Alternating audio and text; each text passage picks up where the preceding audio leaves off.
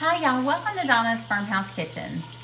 Well, today I'm making one of my favorite greens, collards. I love collards. My mom used to make the best collard greens. And today I am going to make some for you. I have about a half a pound of center cut Oscar Mayer smoked bacon. Because you know everything tastes better with bacon. So I have my bacon in my pot.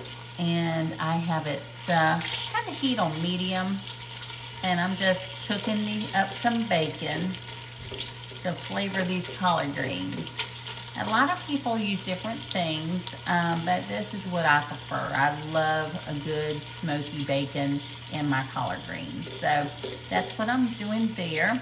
I want to show you how I do my collard greens as far as I clean both sides really good.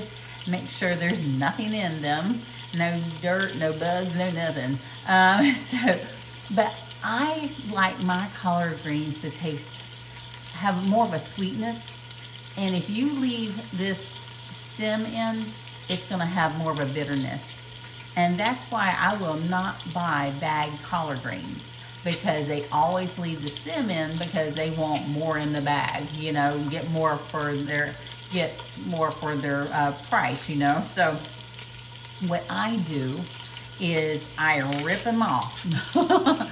And I just rip off my greens. And these were not necessarily the best looking collard greens at Walmart, but they are what they are. Sometimes I'll just rip them off like this. But I'm trying to get, of course, as much of the green as possible, but I do not want the stem. So I have this is just one bunch of greens that I bought. But I can't wait to have them because it's been a little while since I've had collard greens. So I can't wait. They'll cook down real nice. But I'm just going to continue cooking some bacon and getting it nice and crispy and ripping off some collard greens.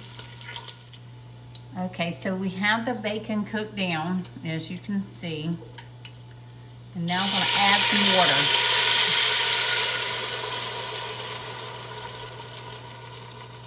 That's about 1.5 cups. That's all I'm going to do at this moment, because I don't want my greens soaking in water.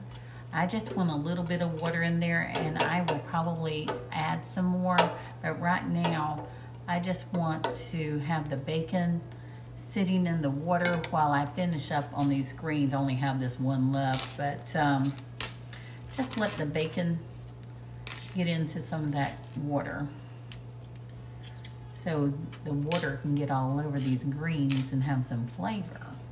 Now I'm going to add some Badea garlic powder in here. I'm just going to sprinkle, and some fresh cracked pepper. As much as you like. And you can always add more later. I'm going to go ahead and stir that around. Now I'm not going to add any salt at this point, because for one thing, I'm trying to watch my salt.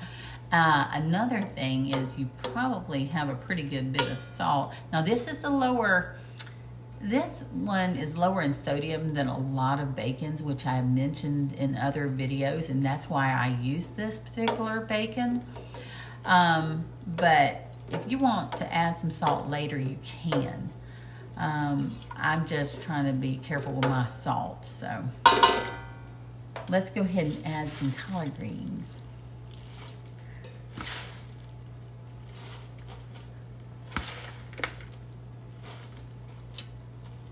They're flying everywhere. Go ahead and put a lid on them. Let them start cooking down a little bit, and then start sauteing them in that little bit of water with that bacon, with those seasonings. And then that way, those seasonings get more into the greens with that little bit of water. And so that's why I do that. Just like my green beans, I do the same thing. where I don't put hardly any water in my green beans at all. Maybe half a cup, something like that. And like I said, I can always add more later, but I want those flavors to get into those green beans and the greens. And I'll be back to show you what they look like. So as you can see, they started cooking down. And now we want to kind of separate them and get that bacon in between all of it.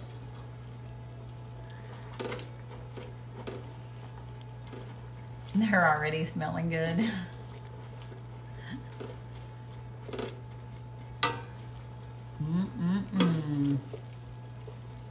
Y'all, this is gonna be so good. Oh my goodness. This is good eating right here.